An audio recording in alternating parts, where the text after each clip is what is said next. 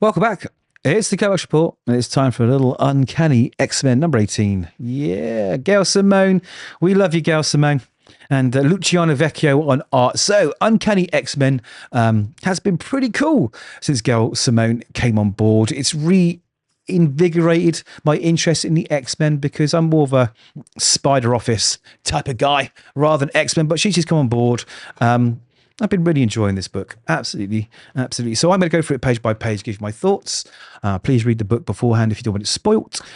Like the video if you like the video, and hit subscribe. Go on, it only takes a second, and I'd really appreciate it. So, diving in, let's read the previously on part, because that always helps. So the X-Men, Rogue, Gambit, Wolverine, Nightcrawler, and Jubilee have taken up residence in Louisiana under the roof of Gambit's friends, the St. Junior's family.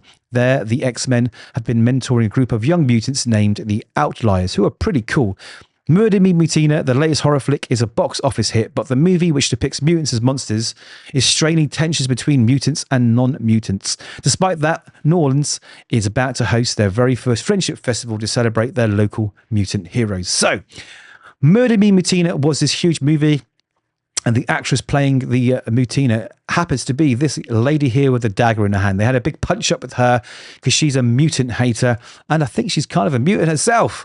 But she's plaguing one of these young outliners, and she's not making her feel good. So this is Calcio, I think. Yes. Now she's having a nightmare about being visited by this horrible, horrible demoness. And then she wakes up and starts sleepwalking down the stairs. Now, Remy, it's his turn to go look after the kids. So he goes into the kitchen and she's making pancakes, and she starts reliving this nightmare she's just had of being visited by Mutina.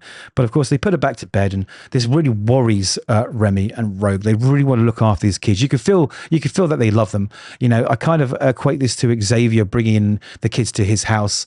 You know, this is kind of like the next gen doing the same kind of thing. Now we jump back to Nightcrawler, who's visiting this woman here. Now, she's putting on this big show in appreciation of the mutants, because I think they helped her out in a previous issue. And he's there just to say, look, you know, how's it going? Are you sure you want to do this? And there seems to be some kind of romance brewing between this lady and Kurt. Oh, Kurt's Mr. Nightcrawler here is getting some love. I mean, even the dog's cute. So, the Friendship Fest. Now, this is supposed to celebrate and unify the citizens of the town they are in with the mutants and show that, you know what, we can all get along and mutants are our friends. But they're worried. They're worried. How will, you know, the townsfolk receive them? And they're worried about the Outliers too, because they're young and they're impressionable, you know, and they've already had a lot of hate already. What happens if something goes wrong for them? Because it's emotionally scarring as a normal person, right? Imagine being a mutant. But they decide to go with one caveat, is that the Outliers have to go in civvies. They can't dress up in their costumes, right? So they can just go through almost invisible and kind of soak up the atmosphere and see what's going on. And that's what happens. And they get there, and it's strange because everyone loves them. Everyone's being nice to them. This doesn't normally happen, right? I mean, you've read an X-Men book, you know that the humans usually turn out to be nasty, but no, they want selfies. Even Wolverine's given a selfie. And that's something I never expected to see. So thank you, Gail Simone. That was cute. Anyway, moving on. This little relationship between Kurt and Mackenzie is brewing. It's brewing. I wonder what's going to go on there. It's going to be tragic. If I know Gail Simone, this is not going to end good for anybody. Anyway, Wolverine's there. He's getting his 3 hot dogs or whatever it is he's having, and he sniffs something, and he finds this big chap whose name I've forgotten. I've forgotten his name. That's terrible. And Wolverine runs in because he's messing with the locals and gives them a slap around the chops. But what it transpires to be is he's a good guy here.